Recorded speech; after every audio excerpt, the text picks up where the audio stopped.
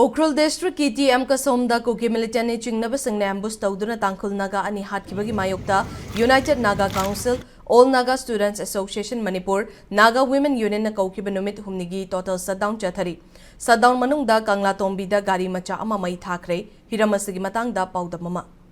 Hangna laiba mafam ase koi Imphal West District ki Kangla Tombigi thong ni haiba thong ase maitai amasung kuki landa matam amada maitai singna koi baitrani thong gi type ta khanar maramdi haiba thong ase lalaga sathiba koi gi maitai misam manga henna ngasi phawba koi gi makoi gi hakchang phangdana laiba mafam amane aduga mafam asida United Naga Council na hantakta koi gi Imphal Ukhul lambi da kuki khulai paiba singna chathakhiba ambush ta naga gi naha ani laikhidaba adugi mayokta satharakpa naga taba mafamsingda satharakpa toten shutdown adugi manung channa ngasigi haiba Kangla Tombigi namdilong hairga su khangnaba mafam asida gi masing yamlaba naga gi miyamna thongla kanda haiba jaga asida ngasiga numit humni janbo oina area asida ngasi su lambi thingbagi thaba asi chathabani adubu haiba miyam asina akoi lambi thingbagi thabak chatharingai matamda kuki naha singi maikedi gi amna usit thawoida maungda area asida ban tawriba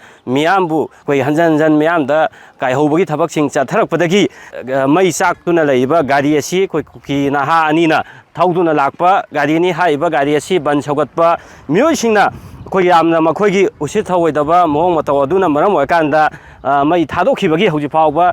mut tana leibagi mami aduni angang ani bon khoi chathokro asida khoi hojik si ban tawbisi akhoi busu noisu respect tawbio aduga hojik si noi gi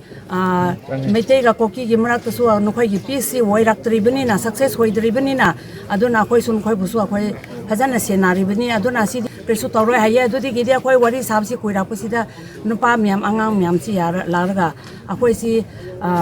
lakpu yaroi hana akhoi si angang nupa mcha singsu dum saunare adu eresu saunarabsu kesu phatteba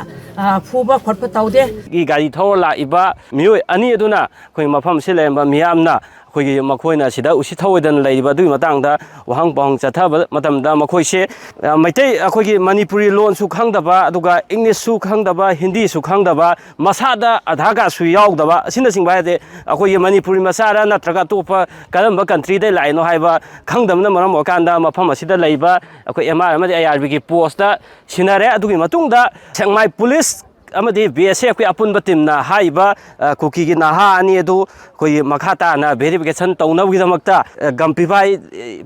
amasung Shantipur gi tainabada leiba koi area asi bawda chalakanda Kangpokpi district police kanguda sinakhre adubu haiba myu ani si adubu haiba myu ani si sinadingai mangoina na koi check tawba matamda haiba myu ani asidagi seloina koi lising kunthra amadi koi gi ganja sing yawrambagi wafam sing leiri angang ni businaraga akhoi angang singsi kri kri tawribra kri puribra haina check tawrapakanda chihi kunsu phade ama natra tro ama natra mapan adum haina chihi si sudaba angang ani du na purama paisa si lising kunthra purame kanja purame angang ani na pobasi adu bo khoina hujik si asi sapramana ge police station da khoi sinaga dobsu purapusu na teicha de dubu akhoi ga neighboring oi na leiriba si gamnim phaida leiriba akhoi koki sing akhoi gi chief chairman busu lagro akhoi su large si akhoi si peaceful way ga compromise si phajana tawthor se harsu mkhoi su lakte ningthau khoi bu kauru sum khoi su lakpide adu wairesu sapramana ge police station da police sing na larga phajana tek ta kaidana khoi su sinna bikre duna makhoi na area asida lai si kali maram gi damak laibano miyam na maru oina hojik asi Manipur gi tongan ba area sing haibadi maite amasung kuki ani gi marakta su yamna khoi gi nungaina da ba thodok sing leidi adugi mathakta amuk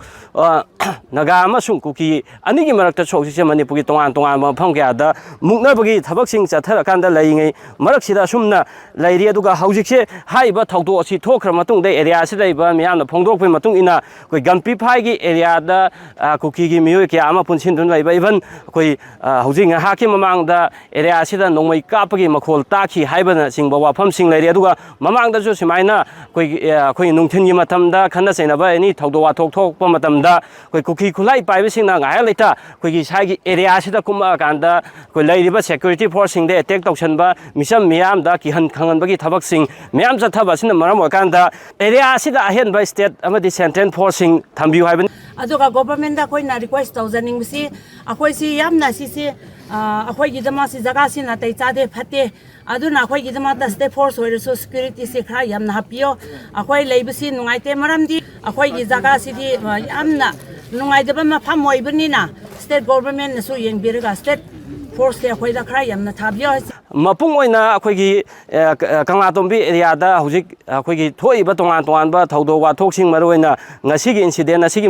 ꯃꯇꯨꯡꯗ area ꯍꯥꯏꯕꯗꯤ ꯀꯥꯡꯄꯣꯛꯄꯤ ꯗꯤꯁꯇ꯭ꯔꯤꯛꯀꯤ ꯑꯦꯔꯤꯌꯥꯗ ꯑꯩꯈꯣꯏꯒꯤ ꯃꯤꯌꯥꯝ ꯄꯨꯟꯗꯨꯅ ꯂꯩꯕ even ꯈꯨꯠꯂꯥꯏ ꯄꯥꯏꯕꯁꯤꯡꯒꯤ ꯃꯔꯛꯇꯒꯤ ꯕ꯭ꯂꯦꯡ Fire ꯇꯧꯏ ꯍꯥꯏꯕꯒꯤ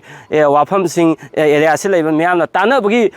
ꯋꯥꯐꯝꯁꯤꯡ ꯂꯩꯔꯤ ꯑꯗꯨꯅ ꯃꯈꯥ ꯇꯥꯅ ꯄꯥꯝꯗꯕ ꯊꯧꯗꯣꯛꯁꯤꯡ ꯊꯣꯛꯇꯅꯕ ꯃꯔꯨꯑꯣꯏꯅ ꯑꯩꯈꯣꯏ ꯅꯨꯃꯤꯗꯥꯡꯒꯤ ꯃꯇꯝꯗ ꯍꯦꯟꯅ ꯑꯩꯈꯣꯏ ꯄꯥꯝꯗꯕ ꯊꯧꯗꯣꯛ ꯋꯥꯊꯣꯛꯁꯤꯡ ꯊꯣꯛꯇꯅꯕꯒꯤꯗꯃꯛꯇ ꯂꯩꯉꯥꯛꯀꯤ ꯃꯥꯏꯀꯩꯗꯒꯤ ꯑꯍꯦꯟꯕ ꯃꯤꯠꯌꯦꯡ ꯆꯪꯕ ꯑꯃ ꯃꯊꯧ ꯇꯥꯔꯤ ꯂꯣꯏꯅꯅ ꯑꯩꯈꯣꯏꯒꯤ ꯃꯅꯤꯄꯨꯔꯗ ꯊꯣꯛꯏꯕ ꯏꯔꯥꯡ ꯑꯁꯤꯁꯨ ꯃꯄꯨꯡ ꯐꯥꯅ ꯂꯣꯏꯁꯤꯟꯅꯕꯒꯤꯗꯃꯛꯇ ꯂꯩꯉꯥꯛꯀꯤ ꯃꯥꯏꯀꯩꯗꯒꯤꯁꯨ ꯍꯦꯟꯅ ꯁꯤꯟꯁꯤꯌꯔꯤꯇꯤ ꯂꯩꯅ ꯊꯕꯛ ꯇꯧꯔꯕ ꯃꯇꯝꯗ ꯑꯩꯈꯣꯏꯒꯤ ꯃꯅꯤꯄꯨꯔꯗ ꯍꯧꯖꯤꯛ ꯑꯩꯈꯣꯏꯒꯤ ꯀꯥꯡꯂꯨꯞ ꯑꯍꯨꯝꯒꯤ ꯃꯔꯛꯇ ꯍꯧꯖꯤꯛꯁꯦ ꯑꯍꯨꯝ ꯍꯥꯏꯕꯗꯤ ꯑꯃꯅ ꯃꯌꯥꯏꯗ ꯂꯩꯔꯀꯥꯟꯗ ꯅꯥꯀꯜ ꯑꯅꯤꯃꯛꯇ ꯀꯛ ꯇꯧꯔꯀꯥꯟꯗ ꯍꯧꯖꯤꯛ ꯊꯣꯛꯏꯕ ꯏꯔꯥꯡ ꯑꯁꯤꯒꯤ ꯆꯞ ꯆꯥꯕ ꯋꯥꯔꯣꯏꯁꯤꯟ ꯑꯁꯤ ꯄꯨꯔꯛꯄ ꯉꯝꯒꯗꯣꯔꯤꯕꯅꯤ ꯑꯗꯨꯅ ꯂꯩꯉꯥꯛꯅ ꯍꯤꯔꯝ ꯑꯁꯤꯗ ꯀꯔꯤ ꯊꯕꯛ ꯇꯧꯔꯛꯄꯒꯦ ꯍꯥꯏꯕꯗꯨ ꯃꯤꯌꯥꯝꯅ ꯌꯦꯡꯃꯤꯟꯅꯕ ꯑꯃ ꯃꯊꯧ ꯇꯥꯏ ꯏꯝꯄꯦꯛ ꯅ꯭ꯌꯨꯁꯀꯤꯗꯃꯛ ꯀꯪꯂꯥꯇꯣꯝꯕꯤꯗꯒꯤ ꯃꯤꯌꯥꯝꯗ ꯄꯥꯎꯗꯝꯖꯔꯤꯕ ꯑꯩ ꯏꯆꯥ ꯏꯔꯥꯡꯕꯝ